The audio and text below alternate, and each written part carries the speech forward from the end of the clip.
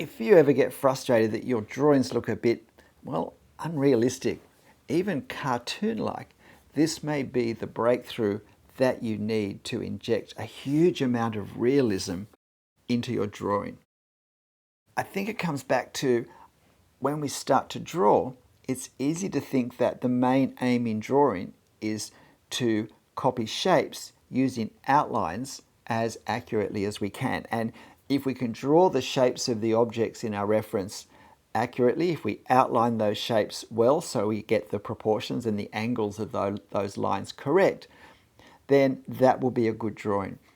The problem is that really comes from our childhood experience of both reading cartoons and simplified children's books with cartoon-like drawings and then copying them and drawing like that in our younger days. But for the sorts of scenes we want to draw as an adult, this thinking is insufficient to capture enough reality to inject a sense of reality into our drawing. I've found it's been far more helpful when I've stopped thinking of drawing as outlining shapes and instead thought of it as trying to capture what I see, and particularly by focusing on the surfaces, on the edges, and on the light. And part of that also involves a focus on the form rather than the shape I see. The three-dimensionality, and particularly when I look at a photograph, draw from a photo, where 3 dimensions is actually translated into 2-dimensional shape on the paper. But to, in my mind, picture the 3-dimensionality so I can change my marks in a way to put that 3 dimensions back into my drawing. Now, look at this point, how I'm really establishing where things are, particularly with the foliage. I'm not drawing lines much at all, except in the few places where lines are the best marks to use. So that top slope of the fence, which is actually a roof line, which is why it looks the way it does. And there is some sort of probably electrical cable conduit going down the wall. So there's nothing wrong with lines with an outline when that's the best mark to use.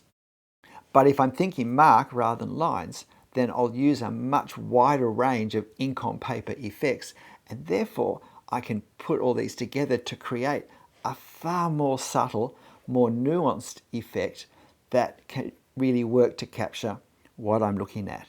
I'm drawing this with a 0.1 millimeter pen. I used the same pen for the whole thing. I haven't changed it.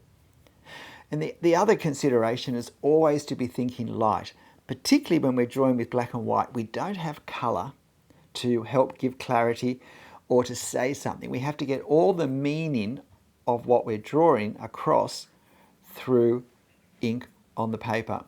And the lighting is really important for that. And most of this scene is actually in shade. This is a backlit scene. The light, the sunlight, is on the other 2 sides of these 2 chimneys. It's on the other side of the brick wall. Even where the left-hand side of the chimney looks a bit lighter than the other, it's simply because the shade there is affected by more bouncing light, because it's only just in the shade.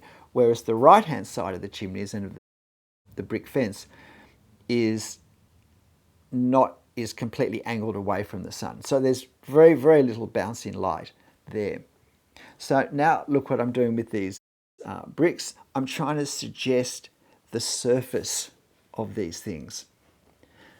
It's not just the edges of the bricks. And again, notice I didn't draw hard, smooth lines.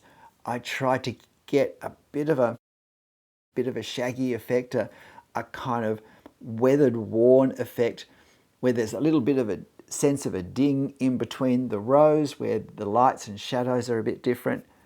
And a hard, smooth edge would not have captured that. So I didn't draw one. I did a light line, the lightest line I could draw, and then I went over it with some heavier lines that would draw the eye, or heavier marks rather, that would draw the eye, and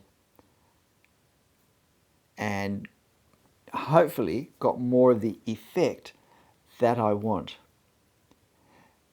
Because part of the reasons cartoons look like cartoons is they're highly simplified. And that's great if that's the effect you want to have in your drawing. But if you want to have something that looks more real, it's going to be insufficient for that. Look at the edges of these plants in front of the bit of broken down fence there. Again, a continuous outline would not have captured what's happening there at all. I've used a series of dotted lines which I will incorporate into my final marks for that part of the scene. And if we think of surface and we look at canopy, well, the surface is actually undulating in and out towards us, away from us, around in all directions. And so I need to find marks that will suggest the complexity of that. And as it moves in and out, the lighting changes. In fact, because this is a two-dimensional photo, the way we know that this tree canopy has three-dimensional form is because of the way the lighting is affected by the way it moves in and away from us. And so therefore, my capturing the sense of the lighting is really important. So hatching is going to be key, but also the edges I create with the hatching. The light gives me an opportunity to further reflect the surface texture, and it also lets me sometimes define edges by darkness behind the edge rather than by actually drawing the edge itself. And that happens in quite a few places with the foliage, where the top of a section of foliage is actually drawn by drawing the darkness behind it. And we'll see that in the closest tree on the right-hand side. Now, I'm doing comfortably the darkest parts, this fence and around it. And in a moment, I'm going to go and do some more work on the closest tree. And I finished that tree pretty much before I even start the background tree, because the background tree is further away and it needs to feel further away, which I will do by controlling the marks I use. I will not draw that tree the same way I draw the closer tree, because it's not as if there's a way to draw a tree. There's no way to draw anything. It's always what marks will create the effect I want for this tree here. And it's not just the type of leaves and the type of foliage. It's not just where the lighting is, what direction the sun's coming from, but it's also how close is this tree to us. And these two trees are pretty much the closest and furthest objects. The gutter on the lower left is just a bit closer, but broadly speaking, the tree on the left and the tree on the right are the two furthest objects in terms of depth. And so I want to have a sense of we're looking back into the distance with this other tree. Look at the difference between the two chimneys, how I've controlled my mark making to give a sense of slightly more substantial construction, greater clarity of the closer one, to help give a sense of it's closer, because that's the effect in life. We see the closer one clearer and a bit more detail with darker values than the further one. And so I control my mark making to capture that characteristic of reality so that I introduced it into my drawing. This is a scene which possibly a lot of people would think, well, there's nothing really interesting to draw there. It's just a wall. We don't see the house. There's not even nice plants or things in it. The tree's chopped off. It's just the back. It's the back gate, if you like. It's all overgrown. It looks like a hot, dry day. And yet I think there is so much interest here if we go to capture the interest. If we're thinking of shapes, no, it's not as pretty as the front of a nice 100-year-old Australian house, or any house seen from the front rather than here. And yet there is so much to play with and to capture here. If we stop thinking we're outlining boxes and other shapes and start to think we're capturing light effects on surfaces and edges, And lines are simply one of the tools in my toolbox, one of many, many tools of how I can put ink on the paper. Lines are also handy for hatching, as you can see here.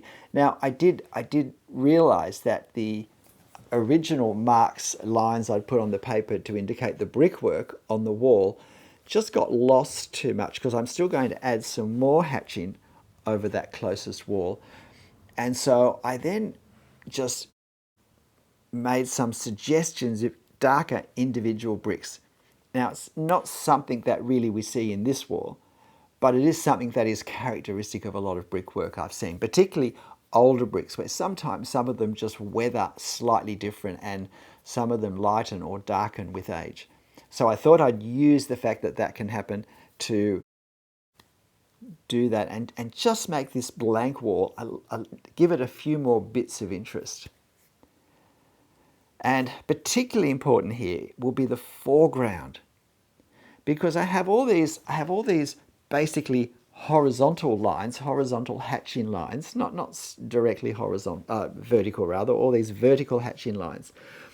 On the footpath, I'm going to have the chance to do some more horizontally based hatching lines, which will provide a wonderful contrast and give a sense of verticality for the things coming up out of the ground or off the ground, and the horizontal nature of the ground surface itself. And despite the fact that we're just looking at concrete, we're looking at a dirt driveway where it's been eroded next to the concrete where the cars go off the path that crosses the driveway and just drop into the dirt a bit. And there's undulations there which are revealed somewhat by the shadows, the shadows in this case. And then also where we have the bright sunlight coming through the driveway, shooting horizontally at the base, and some really, really strong light there, possibly even the strongest light, except for perhaps the very top of that tree on the right-hand side, is on the grass. And there's just a very slight sense of texture of grass coming up and down that we can see there. So I want to capture that sense of the texture of the grass without starting to draw grass, because we don't really see much individual grass there. So it's all about understanding what I'm looking at and then thinking, how can I get that effect? How can I capture that effect? Now look at this gutter. It has a nice dark edge, but if we look at the reference, we can see in fact that it's a rounded, irregular edge. It's not a sharp edge like it's been, polished metal. And so I don't want to draw a straight, continuous, clear line there. By hatching in a row and by ending each hatch line in a slightly different spot, it creates the effect of a bit of a knocked about weathered edge, which is far more realistic for the effect than if I'd drawn a straight line, two straight lines, and just hatched vertically between.